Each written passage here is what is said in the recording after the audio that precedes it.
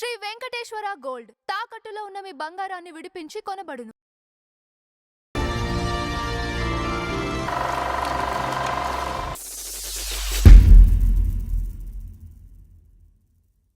నమస్కారం నందం హరిచంద్రరావు గారు. నమస్కారం అంజబాబు గారు. స్వామి, మన ఫ్లాష్ బ్యాక్లో నాకు ఒక ఇన్సిడెంట్ గుర్తుంది. అదేంటంటే సిల్క్ సుమత గారి యాపిల్ కొరికినది ఒక ఆయన కొనుక్కున్నాడు. గోపికృష్ణ విశ్వనాథన్ కొడుకు, ప్రముఖ మ్యూజిక్ డైరెక్టర్ ఎంఎస్ విశ్వనాథన్ గారి కొడుకు. 10 లక్షలకి లక్ష రూపాయలకా? Okay okay. సో మరి వాళ్ళ మిస్సెస్ ఒప్పుకున్నారా? అప్పటికి మిస్సెస్ కాలేదా? అప్పుడు హీరోయిన్ మాత్రమే. ఓహో, మిస్సెస్ ఎవరనుకుంటున్నారు? సులక్షణ. ఆవిడ గురించి ఈరోజు ఇప్పుడు చెప్పుకుందాం. ఓకే. సులక్షణ అంటే మనకి ప్రజలకి చెప్పాలి కదా. గంధము పూయరుగా మంచి గంధము పూయరుగా కంచికి పోతావా కిష్టమ్మా, కంచి వార్తలేమి కిష్టమ్మా అంటూ చంద్రమోహన్ పాడతాడు శుభోదయం సినిమాలో, కె విశ్వనాథ్ గారి సినిమాలో. తర్వాత సింధు భైరవి తమిళ్ బాలచంద్ర గారు చేసే సింధు భైరవిలో తాగుబోతూ అవుతాడు శివకుమారు, సంగీత విద్వాంసుడు. సుహాసిని ప్రేమిస్తాడు. సుహాసిని ఆయన సంగీత భక్తురాలు, ఆవిడికి శిష్యురాలు ఆవిడ. అప్పుడు సులక్షణ భార్య సుహాసిని లవ్ చేస్తాడు ఆయన. దాంట్లో సులక్షణ ఈవిడే. ఇలాగ తమిళ్లో ఎక్కువ చేసింది. అంతకంటే ముందు కావ్య తలయో అనే సినిమాలో బాలనటిగా చేసింది. ఆమె పేరు బేబీ డాలీ. బాగా పాపులర్ జనాలు అప్పట్లో. 50 సినిమాలు చేసింది బాల తారగా. ఇంకా మనం తెలుగులో చెప్పాలంటే ఎస్వి రంగారావు గారు వాళ్ళ ఫ్యామిలీలో ఒక కుర్రాడు చనిపోతే ఆయన తీసుకొచ్చి గొయ్యి తవ్వి దాంట్లో పడుకోబెట్టేసి, కుర్రాడు చనిపోతాడు, ఒక 5-6 ఏళ్ళ కుర్రాడు. ఆ కుర్రాడు పాత్ర సులక్షణ వేసింది చిన్నప్పుడు. చేసి ఆ వేసిన తర్వాత మట్టి చల్లుతాడు. మట్టి చల్లేటప్పటికి ఎదురుగుండా చూస్తున్న కన్నతల్లి సులక్షణ తల్లి చాలా బాధపడి ఏమనలేదు. ఎస్వి రంగారావు గారు అక్కడ పెద్ద బ్యానర్, కృష్ణ గారి బ్యానర్ అది. చేత విజయ నిర్మల గారు వాళ్ళు ఉంటారు కదా, వాళ్ళందరినీ అడిగే సాహసం లేదు. అందుకని బాధపడిందని తెలుసుకున్నారు ఎస్వి రంగారావు గారు. మర్నాడు ఆవిడ బర్త్డే, సులక్షణ బర్త్డే. ఆ బర్త్డేకి స్వయంగా పిలవపోయినా వెళ్ళి ఎస్వి రంగారావు గారు ఆ బేబీకి ఉంగరం తొడిగి, అమ్మా నేను మట్టి చల్లింది దాంట్లో నటన మాత్రమే, అంచేత నువ్వు వేరే 1000 ఏళ్ళు జీవించాలని నేను కోరుకుంటున్నాను అని చెప్పింది. ఇది సులక్షణ. కానీ జనరల్గా మనం ఈ సులక్షణ గురించి చెప్పుకునే ముందు ఒకటి చెప్పాలి. మనం ఎంతోమంది తారల గురించి చెప్పుకున్నాం. జీవితంలో వంచనకు గురై, మేల్ చోనిజం అంటే మగవాడి అహానికి బలై బయటికి నెట్టివేయబడ్డ వాళ్ళు, ఆ బాధలు భరించిన వాళ్ళు, ఆ బాధతోటే కొంతకాలం ఉన్న వాళ్ళని చూసాం మనం. కానీ సులక్షణ కథ అది కాదు. ఆడది తలుచుకుంటే బయటికి గెంటేస్తే తను రివర్స్లో బంతిలాగా వచ్చి, for every reaction there is an equal opposite reaction అని న్యూటన్స్ థర్డ్లో ఉంది కదా. అంటే తిరిగి బంతిలాగా తిరిగి తను ఆ స్థాయికి చేరుకోగలని ప్రూవ్ చేసిన మహిళ, తార, నటీమణి సులక్షణ. మనం చెప్పుకున్న వాళ్ళందరికీ ఆదర్శం ఈవిడ. ఎంచేతంటే ఎవరో ఒకవేళ మగవాడి దీంతోనే బ్రతకగలము అని ఆడదనుకుంటే చాలా పొరపాటు. మగవాడు లేకపోయినా తను బ్రతకగలదు, తను ఏమైనా చేయగలదు అని ప్రూవ్ చేసిన నటీమణి సులక్షణ. ప్లస్ అది కాకుండా భర్త ఎదురుగుండానే వాళ్ళ దీంట్లో కాపురం పెట్టి చాలా ఇబ్బందులు పెట్టినా కూడా వాటి గురించి ఏమి కామెంట్ కూడా చేయలే కనీసం. అంటే సహనం ఎంత ఉందో, ఆవేశం ఎంత ఉందో, సహనం కూడా అంతే ఉందని ప్రూవ్ చేసిన నటీమణి సులక్షణ. అంటే ఆడదానికి రెండూ ఉండాలంటున్నా. అంచేత పగతోటి ఆడది ఎప్పుడు కూడా పగతోటి ఇంకోటి సాధిద్దామని అనుకో కాదు. తను ఆ పగ కోసం పెట్టే టైంని తను బ్రతకడం కోసం పెట్టుకుంటే ఏ ఆడదైనా బ్రతకగలదు మగవాడు లేకుండా అని ప్రూవ్ చేసిన ఇది. దానికి ఉదాహరణ సులక్షణ గారు. ఈవిడ సరే తమిళ్లో ఈ బేబీ డాలీకి 50 సినిమాలు చేసిందని చెప్పాను కదా. అప్పుడు కళ్యాణి తల్లి ఆధ్వర్యం అదంతా. తల్లి ఎలా పెంచిందంటే ఈవిడికి అసలు కనీసం ఫైనాన్షియల్ స్వతంత్రం కూడా ఉండదు ఈవిడికి. ఖర్చు పెట్టాలంటే తల్లిని అడిగి, అమ్మ నాకు 100 రూపాయలు ఇస్తావా, అది కొనుక్కుంటాను అని అడిగే టైపు. ఓకే. ఇది ఎందుకు చెప్తానంటే ఈ కారణం నేను ఫ్యూచర్ చెప్పబోతున్నాను. ఓకే. ఏమండి, అలాగ పెరిగింది ఆవిడ. తల్లి చాటు పిల్ల అంత కంట్రోల్లో పెట్టింది. ఎందుకంటే తల్లికి సినిమా గురించి తెలుసు, ఎవరితోనూ ఎక్కువ మాట్లాడకూడదు, ఎవరితోనూ ఇదిగా ఉండకూడదు, నీ కంట్రోల్లో ఉండాలి, నువ్వు అక్కడికి నుంచి తిన్నగా ఇంటికే రావాలి, ఎవరు చేసినా ఎవరితోనో ఇచ్చేసినా అడ్వాంటేజ్ తీసుకుంటారు అని కూతురు నూరు పోసింది. తనకు అనుభవం ఉంది కాబట్టి. తల్లికి సినిమాల్లో ఎవరు ఎలాంటి వారు అంటే తను ఇదేం చేయక్కర్లా, అనుభవం ఉంది కాబట్టి చెప్పింది. సినిమా ఇండస్ట్రీలో జాగ్రత్తగా ఉండాలమ్మా, నువ్వు నీ కంట్రోల్లో నువ్వు ఉండాలని చెప్పి పద్ధతిగా ఉండాలని చెప్పి బోధించింది, తప్పులేదు.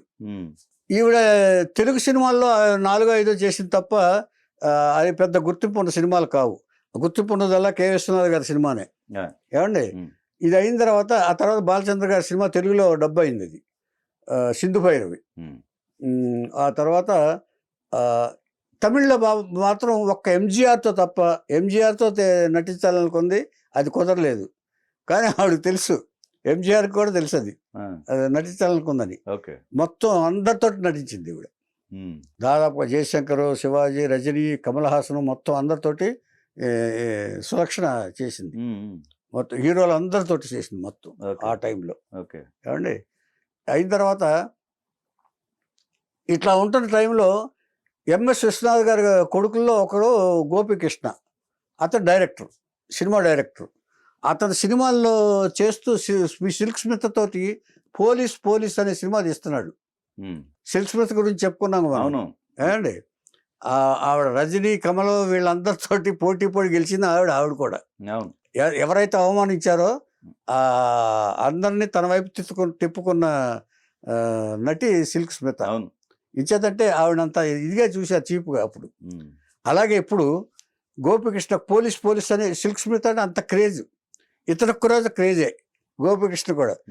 ఏకంగా హీరోయిన్ గా పెట్టి సినిమా తీసేస్తున్నాడు ఈయన. Gopikrishna Silk Smitha main character, తర్వాత క్యారెక్టర్ సులక్షణ సెకండరీ క్యారెక్టర్. అప్పటికి వీళ్ళిద్దరూ ఊరికి హీరోయిన్ గానే పరిచయం. ఒకరోజు ఇలా షూటింగ్ జరుగుతుండగా ఏవిఎం స్టూడియోలో సెంట్లు అమ్మే అతను వచ్చాడు. సెంట్లు అమ్మే అతను వస్తే ఈ సులక్షణకి సెంటు తీసుకోవాలని ఉంది. అన్నీ చూసింది. హీరోయిన్ దగ్గరికి జనరల్గా సెంటు వాళ్ళు వస్తారు కదా, ఆవిడ దగ్గర ఇది ఉందా లేదా అని ఆలోచించరు. వచ్చి అమ్మా ఈ సెంటు బాగుంటుందమ్మా, ఈ సెంటు బాగుంటుందమ్మా అని చూపించాడు. సెంట్లు అమ్మే అతను చూసిన తర్వాత అన్నీ చూసింది, కావాలంది, నువ్వు రేపురా అంది. రేపురా అంటే నేను డబ్బులు తేలేదు, రేపురా అంది. అంటే తల్లి డబ్బులు ఇవ్వదు, తీసుకోవాలా అంటే వాళ్ళకి అవసరం ఉంది, అన్నీ వీళ్ళే చూస్తారు కదా, రేపురా అంది. ఇది అబ్జర్వ్ చేశాడు డైరెక్టర్, ఎవరు గోపికృష్ణ. అది ఆ రోజు అయిపోయింది. మర్నాడు షూటింగ్కి వచ్చింది. వచ్చేటప్పటికి గోపికృష్ణ ఏం చేశాడంటే సెంటు బాటిల్ బహుమతికి ఇచ్చాడు. అసలు సెంటు బహుమతికి ఇస్తేనే బ్యాడ్. అవునా? ఊరికి తీసుకోకూడదు. తెలుసో ₹2 ఇవ్వాలి. కాస్ట్ ఇవ్వకపోయినా సెంటు బాటిల్ ఇస్తే ఎవరైనా, మీకైనా సరే నాకైనా సరే, ₹1 ₹5 ఇవ్వాలి. సెంటుకు ఒక సెంటిమెంట్ ఉంది. సెంటుకి సెంటిమెంట్. అదే చేత అది బాగా చెప్పారు. వచ్చాడు, అది నాకెందుకంటే అంతే. అలా కాదు, నువ్వు తీసుకో, ఇచ్చేతండి, నీకు నచ్చింది కదా. ఇచ్చేత వద్దండి, మా అమ్మ తిడుతుంది ఇదండి. ఏమీ తిట్టరు, నేను డైరెక్టర్ని, నేను డైరెక్టర్గా ఇస్తున్నాను, తీసుకో అని చెప్పేసి ఇచ్చేసాడు. ఆ వేళ సులక్షణకి తెలియదు ఇదేదో ట్రాప్ అని.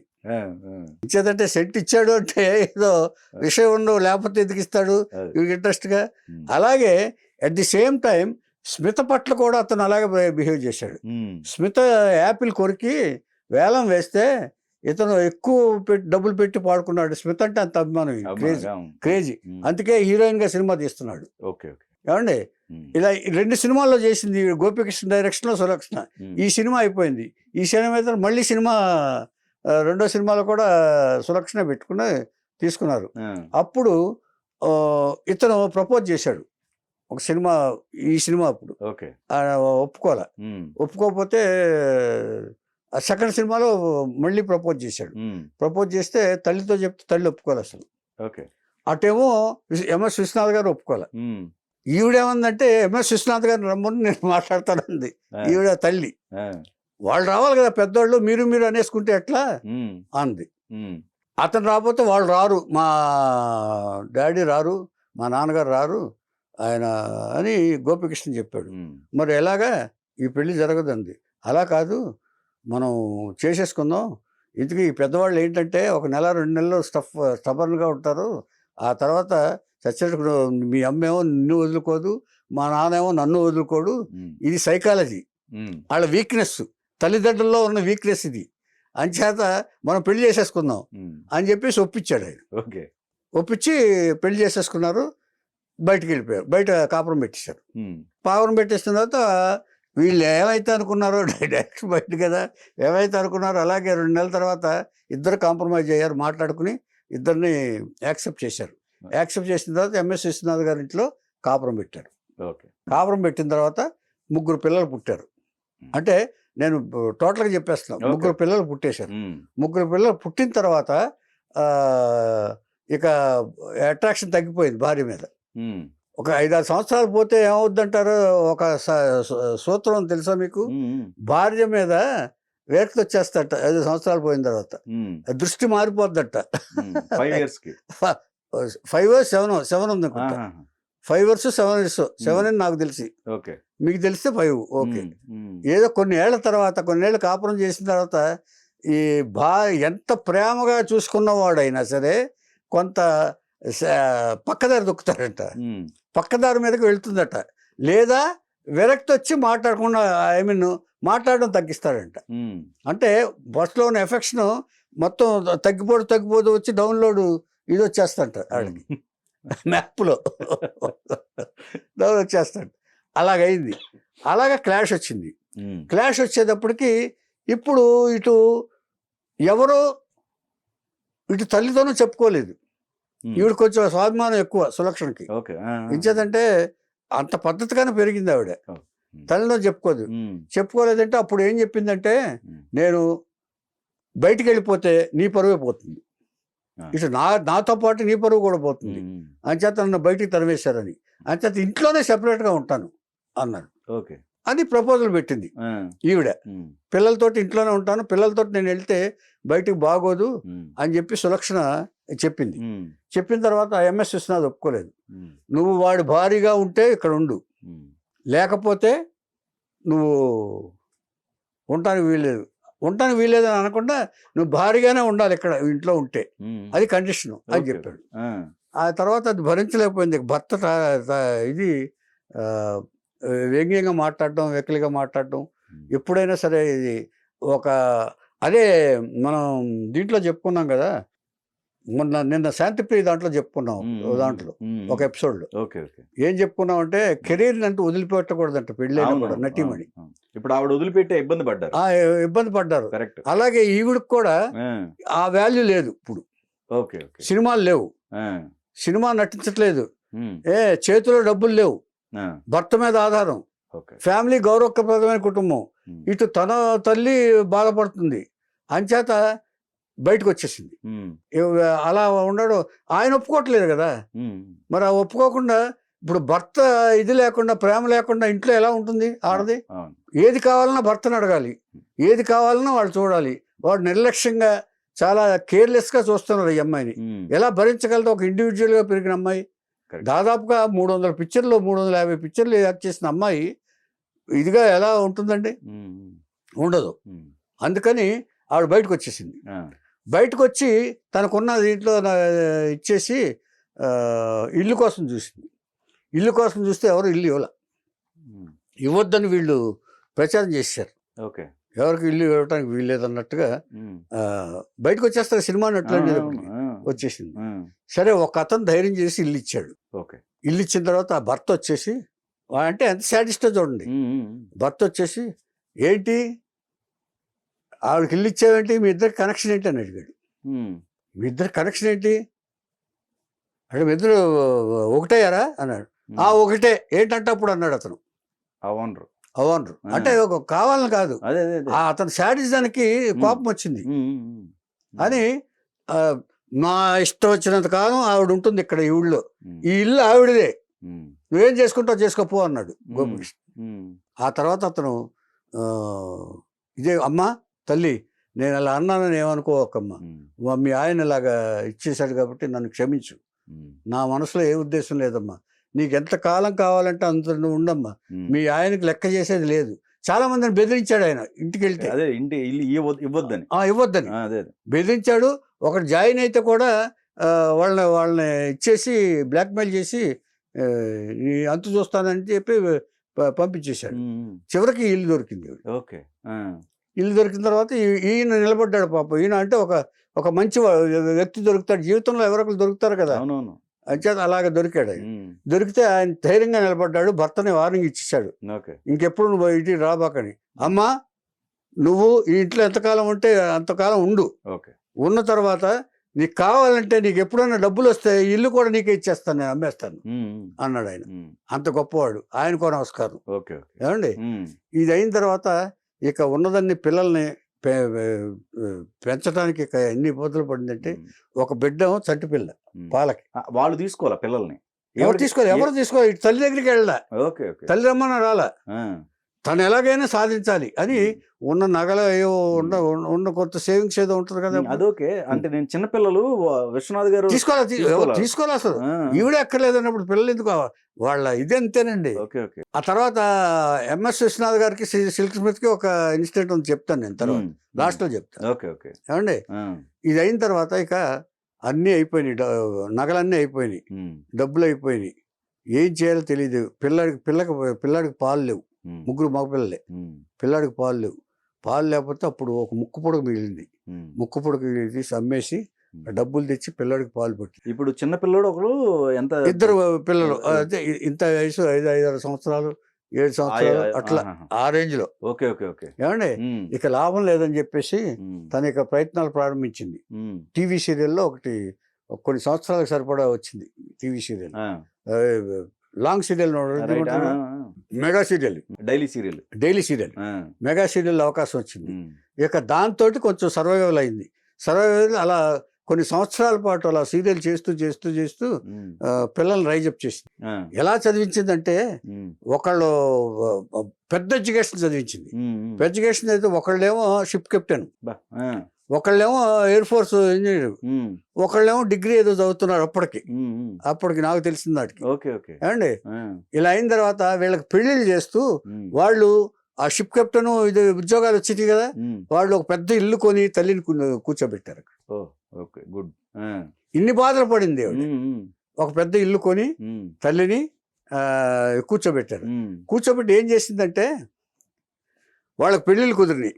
పెళ్లిళ్ళు కుదిరిన తర్వాత పాత భర్త గోపికృష్ణ వేరే పెళ్లి చేసేసుకున్నాడు, అక్కడ వేరే పెళ్లి చేసుకున్నాడు. వాళ్ళిద్దరిని పిలిచింది గృహప్రవేశానికి. గృహప్రవేశం పిలిచి, ఇది నా ఇల్లు, నా కొడుకులు సంపాదించిన ఇల్లు ఇది, అంచేత ఇది అనేటప్పుడు అసలు షాకు.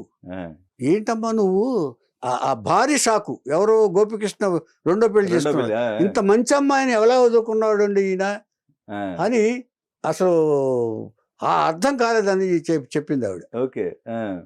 రెండో భార్య ఏం చేసింది, గృహప్రవేశాన్ని పిలిచి బట్టలు పెట్టి ఆశీర్వదించి పసుపు కుంకుమ ఈవిడికి పెట్టి భర్తకేమో బట్టలు పెట్టి పంపించింది.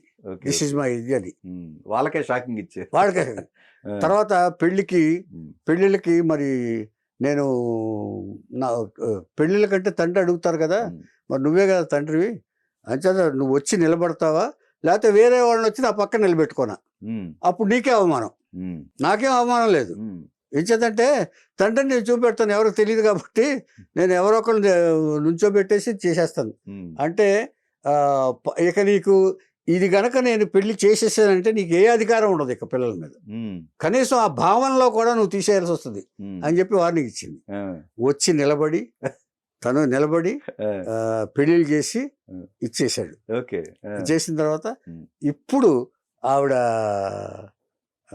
ఇలా చేసి సగర్వంగా తలెత్తుకుని, ఆడది అబల కాదు సబలని, అది మామూలు డైలాగ్ అనుకోండి, ఆడది తలుచుకుంటే ఏమైనా చేయగలంటానికి ఉదాహరణ. ఒక ఝాన్సీ లక్ష్మీబాయి యుద్ధానికి వెరవకుండా పిల్లాన్ని వెనకాల కట్టుకుని యుద్ధం ఎలా అవును చేసిందో వీరమరణం పొందిందో అవునవును అలాగే ఈవిడ కొడుకుల్ని 3 కొడుకుల్ని పెంచి పెద్ద చేసి ప్రయోజకులు చేసింది. పెద్ద చేయటం అందరూ చేస్తారు, అవునవును అన్నం పెడితే పెద్ద అయిపోతారు. ప్రయోజకులు ప్రయోజకులు చేసి కరెక్ట్ ఒక ఛాలెంజ్ గా నిలబడి తనను అవమానించిన భర్తని, తను అవమానించినది ఇటు పుట్టింటికి వెళ్లకుండా, అంటే ఆడవాళ్ళు ఇప్పుడు ఎంతమంది, ఇప్పుడు సుజాత లాగా ఎంతమంది బలవుతారండి? సుజాత చూడండి, సుజాత తన్నులు తింది, దెబ్బలు తింది, బెల్ట్ దెబ్బలు తింది, అలాంటి భర్తనే వదిలేసి వచ్చేసి ఉంటే వదలలేదు. కారణం అంటే మళ్ళీ పిల్లలు సెటిల్మెంట్. అదే పిల్లల్ని ఈవిడ పెంచింది కదా. అవును, అంటే మనస్తత్వాలు తేడా. అంటే పిరికితనంగా ఉండకూడదు అని తను ప్రూవ్ చేసింది. అట్ ది సేమ్ టైం భర్తని నిందాస్తుతి కూడా చేయలేదు ఆవిడ. భర్త మీద నిందలు కూడా చేయలేదు. ఎక్కడన్నా బయట చెప్పినా కూడా ఆయన ఇష్టానికి ఆయన వెళ్ళిపోయాడు, ఆయనకి చేసింది. ఇప్పుడు నేను నా ఇష్టానికి నేను పెంచుకున్నాను, నేను నా పిల్లల్ని పెంచుకున్నాను, నేను నా ధైర్యాన్ని కోల్పోలేదు కాబట్టి అటు నా తల్లికి కష్టం ఇవ్వకూడదు అనుకున్నాను, నా అత్తవారికి కష్టం ఇవ్వకూడదు అనుకున్నాను. అందుకని నా పిల్లల్ని నేనే పెంచుకున్నాను, నేనే పెద్ద చేశాను. అంచేత నేను ఎవరిని ఏమీ నేను అని ప్రయోజనం లేదు. ప్రయోజనం ఏమైనా ఉందా? మనం నోరు ఇది తప్ప. అందుకని ఇది వాళ్ళు ఆలోచించుకోవాలి. నేనేం చేశానని నేను ఆలోచించుకుంటాను, ఆయన ఏం చేశాడని ఆయన ఆలోచించుకుంటారు. ఆయన నా కూతురు గొప్పగా చేసుకుందని మా అమ్మ అనుకుంటుంది, నా కొడుకు ఏం చేశానని ఆయన ఆలోచించుకుంటాడు. ఎంఎస్ విశ్వనాథన్ అలాగా. అంచేత సలక్షణంగా బ్రతికిన సులక్షణ అని అందుకే నేను టైటిల్ పెట్టింది. సలక్షణంగా బ్రతికిన సులక్షణ బాగుందండి. మీరు చెప్పింది అది. అంచేత ఆడది ఎలాగైనా గెంటేస్తే వెళ్ళిపోద్ది, మన మాట వింటది అనుకుంటే ఆ పొరపాటుని ప్రూవ్ చేసిన వనిత ఇది ఎంతో మందికి ఆదర్శం కావాలి. ఇది మనం చెప్పుకోవటం వల్ల ఆడది భర్త గబుక్కుని ఏదన్నా మ్యాన్ హ్యాండిల్ చేసినా ఇచ్చేసినా అణిగిమణిగా ఉండాల్సిన అవసరం లేదని ప్రూవ్ చేసిన ఇది. అంటే కొంతకాలం ఉండాలి, ఇక్కడ కొంతకాలం ఓర్చుకోవాలి. ఇక్కడ ఇంకోటి ఏంటంటే సెల్ఫ్ రెస్పెక్ట్ ఎప్పుడైతే ఇదవుద్దో, అంటే అది పోకుండా ఉండాలంటే వీళ్ళు కూడా ఏదో ప్రొఫెషన్ లో బిజీగా ఉండాలి. ఏంటంటే ఆ ప్రొఫెషన్ ఉండి పెళ్లి చేసుకున్నారు కాబట్టి. మామూలుగా పెళ్లి చేసుకుని హౌస్ వైఫ్ గా వస్తే ఏం చేయలేరు. వాళ్ళు దాదాపుగా కొన్ని లక్షలు కోట్లు సంపాదించిన తర్వాత పెళ్లి చేసుకున్నారు వాళ్ళు. కాబట్టి వాళ్ళకి ఒక ఇండివిజువాలిటీ ఉంటుంది. సంపాదన ఆగిపోయిన తర్వాత వచ్చిన పరిస్థితి ఇది. అందుకని ఆడది ఎప్పుడైనా సరే, ఒకవేళ మామూలు కుటుంబాల్లో వాళ్ళైనా సరే బయటకు వచ్చి పని చేసుకున్న బతకొచ్చు, కానీ భర్త యొక్క దీనికి అజమాయిషీ ఉండొచ్చు. ఏమండి, అణగారితనం అణగదొక్కాలి అని అనుకుంటే మాత్రం వీళ్ళు ఉండక్కర్లేదని ఈ సులక్షణ క్యారెక్టర్ ద్వారా ప్రజలకు చెప్పొచ్చు. మనం ప్రజలు చెప్పొచ్చు. మెయిన్ వాళ్ళు మామూలు వాళ్ళు అయినకోండి, బయటకు వచ్చి పని చేసుకో. ఎక్కడ ఏ ఇంట్లో పని చేసినా వాళ్ళు దొరుకుద్ది, 10,000 ఇస్తారు. అంచేత భర్తకి అడుగుమడుగులు ఒత్తక్కర్లేదు, ఆవిడ అడిచేస్తుంటే ఆయన కొడుతుంటే భరించక్కర్లేదు ఆడదని చెప్పేసి ప్రూవ్ చేసిన ఇది సులక్షణ. కొసమెరుపుగా రివర్స్ లో కూడా భర్తలు తన్నులు కూడా ఉన్నాయి సార్. కూడా ఉన్నారు. అంటే చట్టాలు ఏం చేసింది అంటే మనకి ఆడవాళ్ళకి ఎక్కువ అవకాశం ఇచ్చేసి అది ఇవ్వాలి కూడా కాదండి, పొరపాటు అది. వాళ్ళు ఇవ్వటం వల్లే కొన్ని అన్యాయాలు జరుగుతున్నాయి. ఎవరు పడితే అది గృహహింస అని కేసు పెట్టేయటం, డొమెస్టిక్ వైలెన్స్ అని పేరు పెట్టేయటం. అక్కడే జమున గారు కూడా ఫైట్ చేశారు ఏమండి, పేరు పెట్టేయటం. వాళ్ళు మిస్యూజ్ చేస్తున్నారు కేసు. అయితే కొన్ని కేసులు కొన్ని సంవత్సరాల తరబడి తేవట్లా. ఇప్పుడు ఒక భార్యాభర్తలు ఉన్నారు, గృహహింస అని పేరు పెట్టింది, అది కేసు వేస్తుంది. కేసు వేసిన తర్వాత కొన్ని సంవత్సరాలు నడుస్తుంది. అప్పటి వరకు వీళ్ళ జీవితానికి ఒక అర్థం పర్థం ఉండదు, ఒంటరిగా బతకాలి. ఇది గవర్నమెంట్ ద్వారా చేసిన ఇదే కదా అది. అంటే ఇట్లాంటి కేసులు తొందరగా తేల్చేయాలి. 5 ఏళ్ళండి నా ఉద్దేశం. మనం కోర్టుకు వెళ్ళామంటే అదే అంటారు కదా సామెత, గెలిచినోడు అక్కడ ఏడుస్తాడు, ఇంట్లోకి వచ్చి ఏడుస్తాడు. ఓడిపోయినోడు అక్కడ ఏడుస్తాడు, ఆ. గెలిచినోడు ఇంట్లో ఇంట్లో ఏడుస్తాడు. ఇంట్లో ఏడుస్తాడు ఇంత అయిందని, ఇంత అయిందని, ఇంత టైం వేస్ట్ అయిందని, ఇంత న్యాయం న్యాయం జరిగిందని. కాబట్టి అది పెద్ద chapter. Chapter. So okay, final గా నిజంగా ఇలా ఉండాలండి. ఇలా ఏమండి తర్వాత ఒక తల్లి ఏం చేయాలో అది అన్ని చేసి ముక్కు పొడ కమ్మి బిడ్డకు పాలు పుట్టిందంటేనే ఆ స్త్రీ యొక్క ధర్మాన్ని, ఆ బిడ్డల పట్ల ఉన్న ఆమె యొక్క ప్రేమని ఎలాగైనా తను పెంచి తీరాలి, కష్టపడి పెంచాలనే ఆ తత్వాన్ని ఖచ్చితంగా సులక్షణ గారిని మనం అభినందించాలి. కరెక్ట్ గా ఫైనల్ గా నాకు ఒకటి అనిపించింది ఏంటంటే, విశ్వనాథ్ గారు అట్లీస్ట్ హెల్పింగ్ గా ఉంటే బాగుండేది అనిపించింది. అంటే ఒకటి ఆయన పెరిగిన వాతావరణం మనం చర్చించుకున్నాం. ఆత్మహత్య చేసుకోవడానికి ఏది తల్లితో పాటు వెళ్ళిపోయాడు. ఆయన ఒక పని చేశాడు, ఈ మనోడు స్మిత పట్ల ఇదిగా ఉందని తెలుసుకున్నాడు ఆయన. ఒకసారి సింగపూర్ తీసుకెళ్ళాడు ఆయన. సింగపూర్ స్మితని ప్రోగ్రామ్ ఇవ్వాలని పిలిచాడు ఆయన. నేను చేయనండి అని చెప్పింది.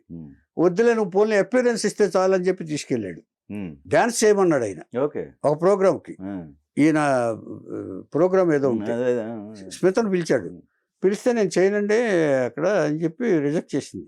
ఫోన్లే అమ్మా ఒకసారి వచ్చి కనపడితే చాలని చెప్పేసి ట్రూప్ని తీసుకెళ్ళాడు. తీసుకెళ్ళిన తర్వాత స్మిత రూమ్లోనే ఉంది, ఈయన వచ్చేసాడు మెడ్రాస్. సింగపూర్లో ఉండిపోయింది. ఆ తర్వాత ఎవరెవరినో బతిమాలి డబ్బులు తీసుకుని టికెట్లు తెప్పించుకుని వచ్చేసింది. అంటే ఈ కోపం కూడా అంటే విషయం తెలియదు, కోపం అనుకుంటున్నాను నేను. అదే చేత ఏ విషయం, ఇలాంటి విషయాలు పెద్దవాళ్ళ ఇంట్లో పెద్దవాళ్ళతో జరుగుతాయండి కొన్ని, కానీ కొన్ని బయటకు రావంతే. అంచేత మనం ఎవరిని ఇచ్చేసేది ఇది లేదు. అది సులక్షణ కదండి.